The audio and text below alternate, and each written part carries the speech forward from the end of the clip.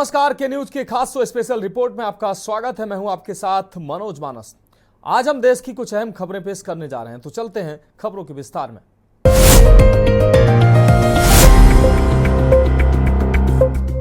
तो special report में पहली अहम खबर की बात करते हैं। वैसे तो देवभूमि उत्तराखंड किसी परिचय का मोहताज नहीं, बहरहाल देवभूमि प्रधानमंत्री मोदी की तपोभूमि भी रही है। इस वजह से उत्तराखंड मोदी का प्रिय प्रदेश भी है। यही वजह है कि प्रधानमंत्री देवभूमि की प्रशंसा करते कभी नहीं थकते हैं, और कोई मौका अगर देवभूमि में आने का उनका बन गया तो वो तय है कि मोदी आते जरूर हैं। आपको बता दें कि मोदी का उत्तरकाशी जिले के मुखबा में दौरा 27 फरवरी को ही प्रस्तावित था, लेकिन मौसम के हाई अलर्ट की वजह से प्रधानमंत्री नहीं पहुंच पाए। वहीं अब प्रधानमंत्री 6 मार्च को प्रस्तावित कार्यक्रम के हिसाब से देवभूमि पधारे हैं। ये खास रिपोर्ट देखिए। पीएम मोदी के भाषण की बड़ी बातें। पीएम मोदी ने गढ़वाली भाषा में अपने भाषण की शुरुआत की। कहा कि मां गंगा ने मुझे बुलाया है, मुझे लगता है कि मां गंगा ने मुझे गोद ले लिया है।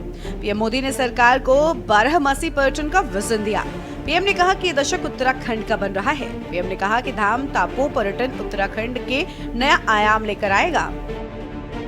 प्रधानमंत्री मोदी ने कहा कि माड़ा, जांदूड़, टिम्बर सैंड में तेजी से पर्यटन बढ़ रहा है। प्रधानमंत्री ने लोगों से उत्तराखंड में आकर शादी करने की अपील की। उत्तराखंड में 50 टूरिस्ट डेस्टिनेशन विकसित करने की बात पीएम मोदी ने कही। कॉर्पोरेट घरानों से आग्रह किया कि वो अपने बैठकों के लिए उत्तराखंड आए। पीएम मोदी ने कहा कि यहाँ विंटर योगा सेशन आयोजित किए जाएं। पीएम ने सरकार से कहा कि सोशल मीडिया इन्फ्लुएंसर्स के लिए प्रतियोगिताएं आयोजित करें।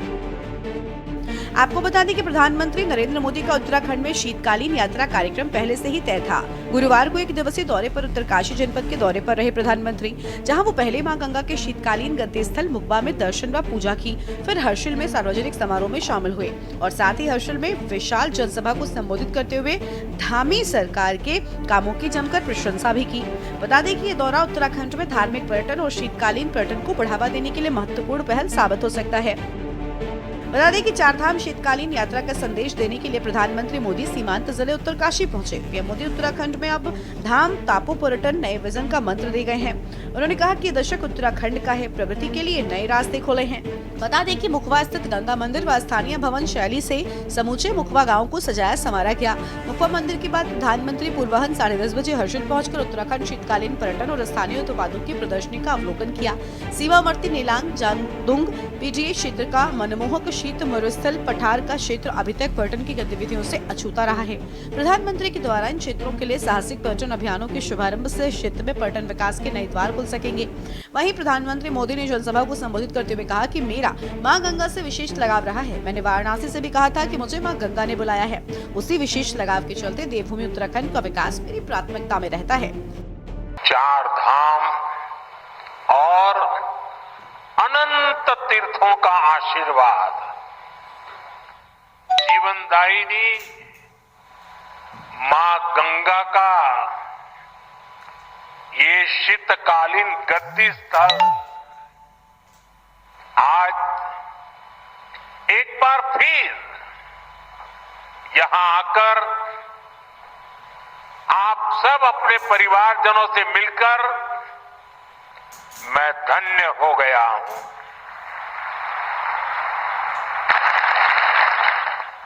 मां गंगा की कृपा से ही मुझे दशकों तक उत्तराखंड की सेवा का सौभाग्य मिला है।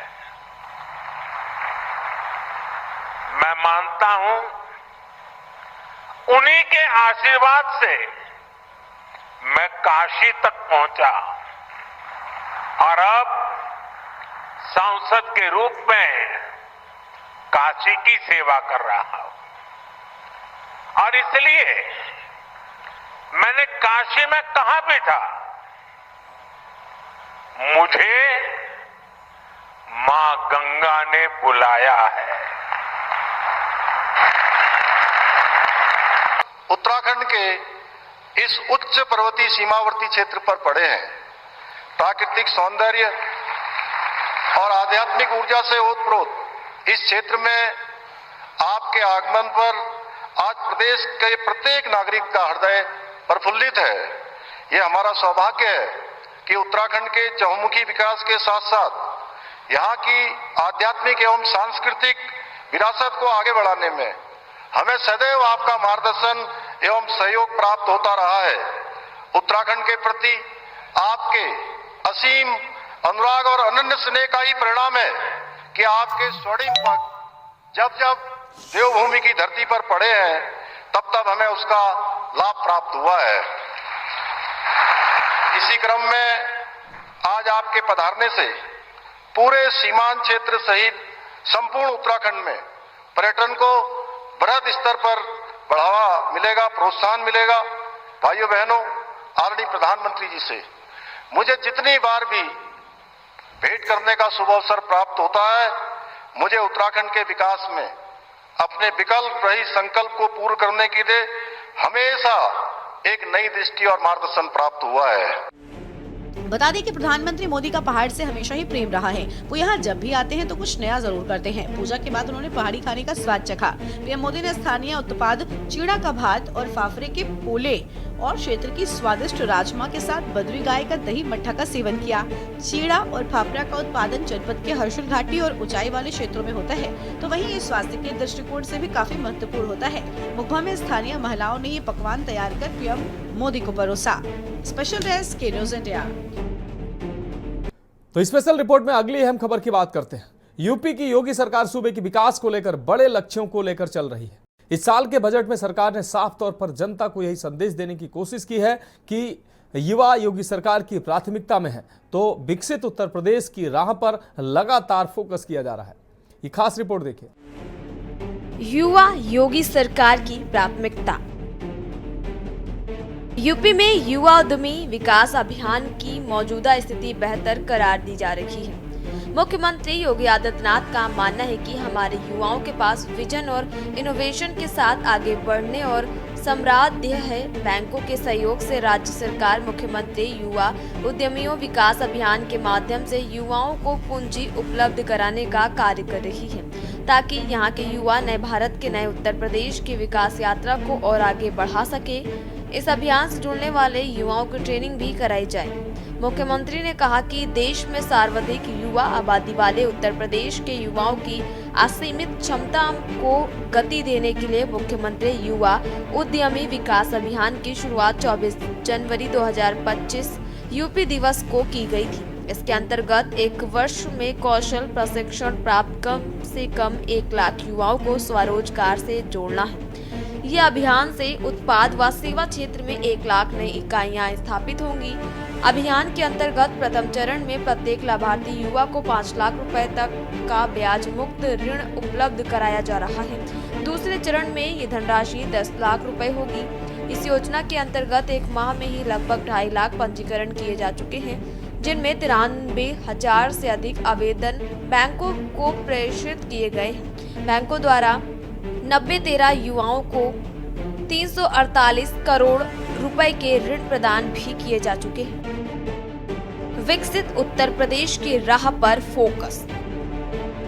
आपको बता दें कि सीएम योगी ने कहा कि वर्तमान वित्त वर्ष 2025-26 का बजट सनातन संस्कृति के सर्वे भवन्तु सुखिनः की अवधारणा के अनुरूप गरीब, अन्नदाता, किसान, युवा और महिला उत्थान को समर्पित है।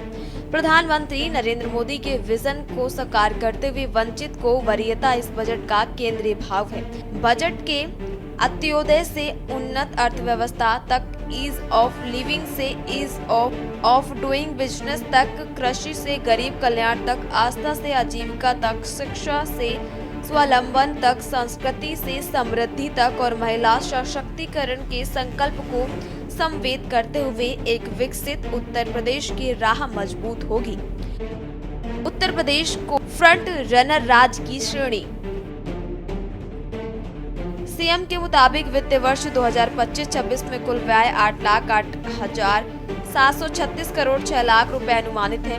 कुल व्यय में 5,83,174 करोड़ 57 लाख रुपए राजस्व लेखे का व्यय है और 2,25,561 करोड़ 49 लाख रुपए पूंजी लेख के व्यय है। पूंजीगत व्यय कैपिटल एक्सपेंडिचर विकासात्मक खर्च है जो इकोनॉमी की दिशा तय करता है। इससे उद्योग प्रोत्साहित होते हैं, सप्लाई चेन बेहतर होती है, निजी निवेश बढ़ता है और इन सबसे रोजगार का सृजन होता है। निर्माण और रोजगार सृजन के इस समन्वय से सस्टेनेबल और फास्ट ग्रोइंग इकोनॉमी आकार लेती है। बजट में कुल व्यय में 2,25,561 करोड़ 49 लाख रुपए कैपिटल एक्सपेंडिचर सम्मिलित है, जो कुल बजट का लगभग 20.5% है। नीति आयोग द्वारा राज्यों की राजकोषीय स्थिति के संबंध में प्रकाशित रिपोर्ट में उत्तर प्रदेश को फ्रंट रनर अग्रणी राज्य की श्रेणी में रखा गया है। उद्यमी योजना हमने 24 जनवरी 2025 को प्रारंभ की और अभी योजना को लागू हुए लगभग 1.25 महीना हुआ है, यानी 1.5 महीना भी पूरा नहीं हुआ। और 1.5 महीने का परिणाम क्या है? हमें पूरे वर्ष भर में 1 लाख उद्यमियों को इसके साथ जोड़ना था या नए उद्यमी देने थे, लेकिन अभी तक हमारे पास एप्लीकेशन आई है 2,54,793। यानी स्कीम की लोकप्रियता का अंदाजा आप इसी से लगा सकते हैं। और इसमें भी 1 लाख आवेदन हम लोगों ने बैंकों को भेज दिए हैं। 24,000 लाभार्थियों को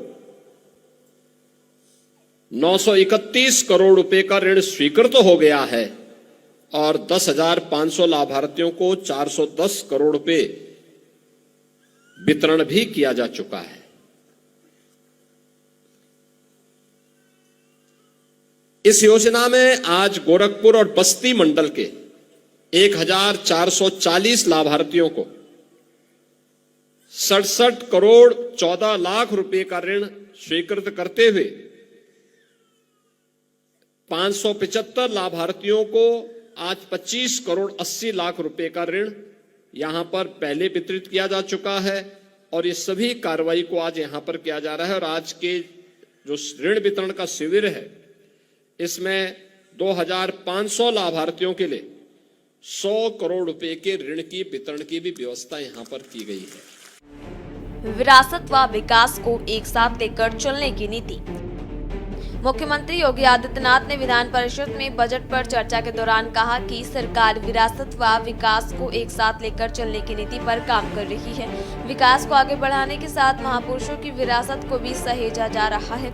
ये पहल उत्तर प्रदेश को आत्मनिर्भर और समृद्ध समाज की दिशा में नई ऊंचाई देगी। इस योजनाओं से कृषि, उद्योग, शिक्षा और सामाजिक कल्याण के क्षेत्र में विकास होगा। साथ ही रोजगार सृजन, महिला सशक्तिकरण और बौद्धिक विकास को बढ़ावा मिलेगा। वो 10 योजनाएं जो महापुरुषों को समर्पित हैं। माता शबरी के नाम पर कृषि मंडियों में कैंटीन और विश्रामालय, सरदार पटेल के नाम पर जनपदीय आर्थिक क्षेत्र, माता अहिल्याबाई होलकर के नाम पर श्रमजीवी महिला हॉस्टल, महारानी लक्ष्मीबाई मेधावी छात्रा स्कूटी योजना, संत कबीर दास के नाम पर सीएम मित्र पार्क योजना, संत रविदास के नाम पर चरमोद योग पार्क, लखनऊ में सीड पार्क, भारत रत्न चौधरी चरण सिंह के नाम, नगरीय क्षेत्रों में पुस्तकालय, भारत रत्न अटल बिहारी के नाम, भारत रत्न बाबा डॉक्टर साहब भीमराव अम्बेडकर के नाम पर छात्रावास, बिरसा मुंडा को समर्पित 2 जनजातीय संग्रहालय। सीएम योगी ने कहा कि वित्त वर्ष 2025-26 के बजट में एक साथ 10 नई योजनाएं महापुरुषों के नाम समर्पित की गई हैं, ताकि उनके योगदान को चिरस्थायी बनाया जा सके। वहीं बजट में वंचितों को वीर्यता दी और जीरो पावर्टी योजना के लिए 250 करोड़ की धनराशि खर्च की जाएगी। योगी ने कहा कि सभी जिलों में बाबा साहेब भीमराव अम्बेडकर के नाम से छात्रावास बनाया जाएगा। माता अहिल्याबाई होलकर की 300वीं जयंती वर्ष में सम्मान स्वरूप श्रमजीवी महिलाओं के लिए हॉस्टल बनाने की घोषणा की गई है। 8 वर्षों में एक भी नया टैक्स नहीं। सीएम ने सदन में जानकारी दी है कि बीते 5 वर्ष से प्रदेश रेवेन्यू सरप्लस स्टेट है। अब वंचक को रोका गया है, रेवेन्यू लीकेज को समाप्त किया गया है, डिजिटल मैकेनिज्म को अपनाया गया, जिससे ट्रांसपेरेंसी बढ़ी। पहले यही पैसे विकास और वेलफेयर के काम नहीं आ पाते थे, आज पाई पाई प्रदेश हित में उपयोग हो रही है और देश के अंदर सर्वश्रेष्ठ इंफ्रास्ट्रक्चर देने में सफलता मिल रही है। बीते 8 वर्ष में एक भी नया टैक्स नहीं लगाया। प्रदेश में डीजल पेट्रोल की दरें देश में सबसे कम है। बावजूद इसके उत्तर प्रदेश राजस्व सरप्लस स्टेट के रूप में समृद्धि के नए सोपान चढ़ता जा रहा है। इस सफलता के पीछे रामराज्य की अवधारणा ही है। स्पेशल डेस्क के न्यूज़ इंडिया। तुम्हारी खास पेशकश में वक्त एक छोटे से ब्रेक का है।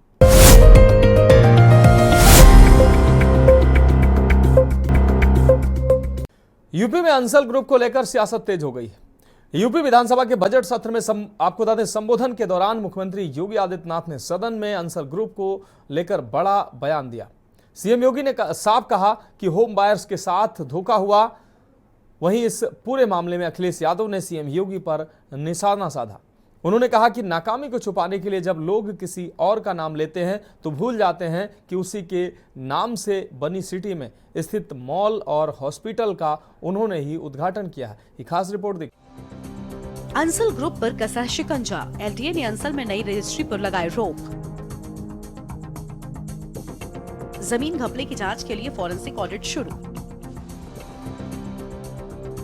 अंसल ग्रुप के बैंक खाते किए गए सीज। हाईटेक सिटी का सपना दिखाकर लूटी गाड़ी कमाई। लखनऊ में हाईटेक सिटी का सपना दिखाकर हजारों निवेशकों की गाड़ी कमाई लूटने वाले अंसल प्रॉपर्टी एंड इंफ्रास्ट्रक्चर के दिवालिया घोषित होने पर योगी सरकार हरकत में आ गई है। मुख्यमंत्री योगी आदित्यनाथ ने पूरे मामले का संज्ञान लेते हुए आवास विभाग और लखनऊ विकास प्राधिकरण के अधिकारियों को तलब किया। मुख्यमंत्री ने अंसल ग्रुप के खिलाफ तत्काल एफआईआर दर्ज कराने के निर्देश दिए। उन्होंने कहा कि खरीदारों के हित हर हाल में सुरक्षित होने ही चाहिए। उधर सीएम योगी के निर्देश के बाद लखनऊ विकास प्राधिकरण भी एक्शन में आ गया है। जिन जिलों में मामले हैं वहां फिर एफआईआर दर्ज करने के निर्देश दिए गए हैं। लखनऊ में एलडीए और होम बायर्स की समिति तैयार करने का निर्देश भी दिया गया। सीएम ने कहा कि कोर्ट में अंसल के खिलाफ मजबूत सबूत पेश करें। बता दें कि 2 डायरेक्टर जनरल मैनेजर पर मुकदमा किया गया है। इन पर विकास कार्य नहीं करने का आरोप लगा है। आप ही की उपस्थिति, आप ही के समय में उसकी सारी इलीगल मांगों को पूरा करके निवेशकों के साथ और होम बायर्स के साथ धोखा हुआ है। ये सब समाजवादी पार्टी के समय में सारे काम हमारे सामने हमने कभी उसको ध्यान को नहीं किया। आपने उसके लिमिट को बढ़ाया था, हमने उसको घटाया था और शिकंजा कस करके आज उसको इस स्थिति में पहुंचा देंगे। अगर एक भी होम बायर के साथ धोखा किया तो सारी प्रॉपर्टी को भी जब्त कर लेंगे। किसी होम बायर के साथ खिलवाड़ नहीं होने देंगे।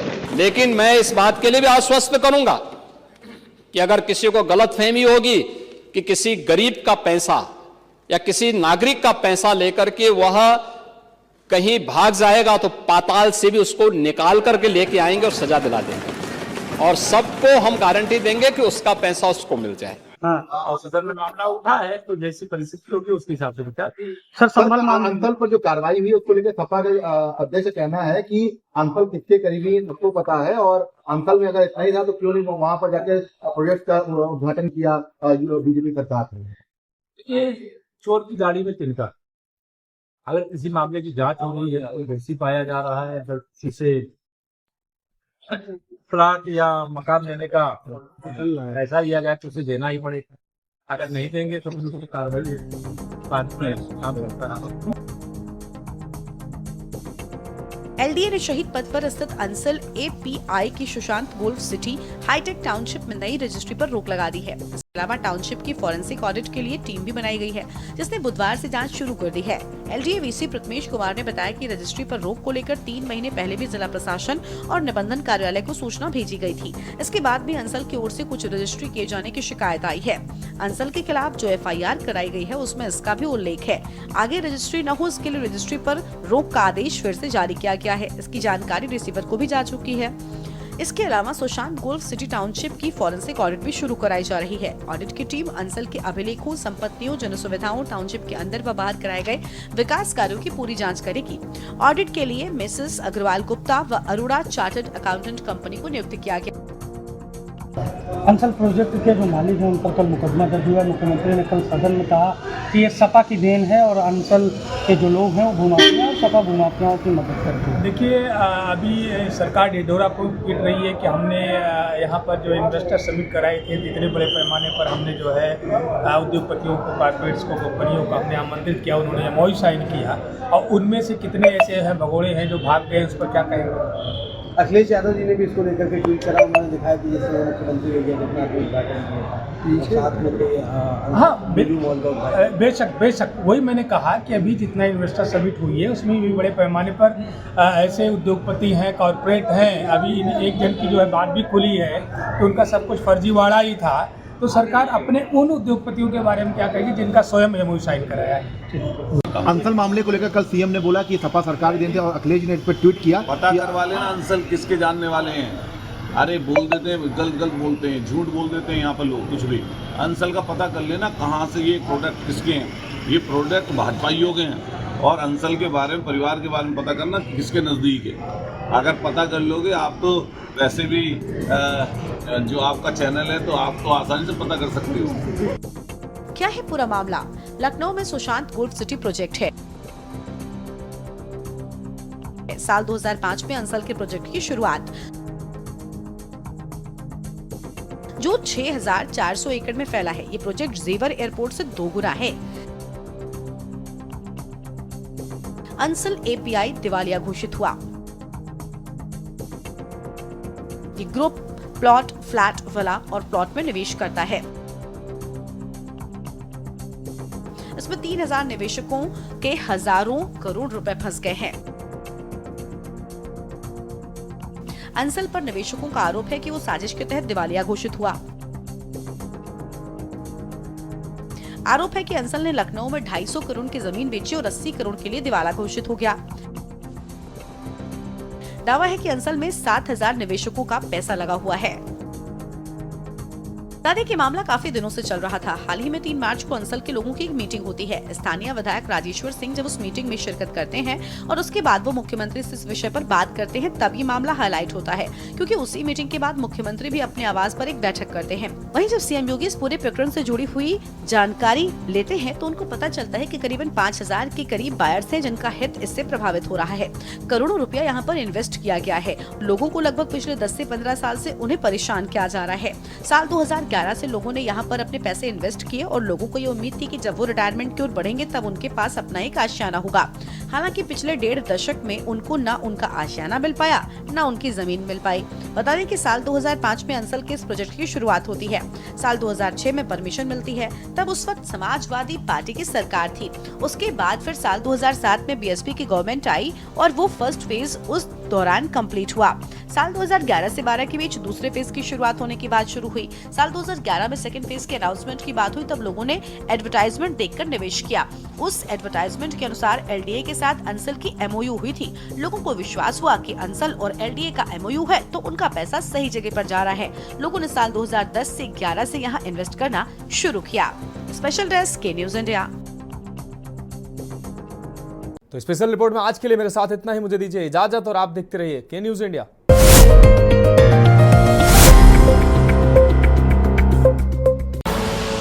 आप देख रहे हैं के न्यूज, खबरों का सारथी।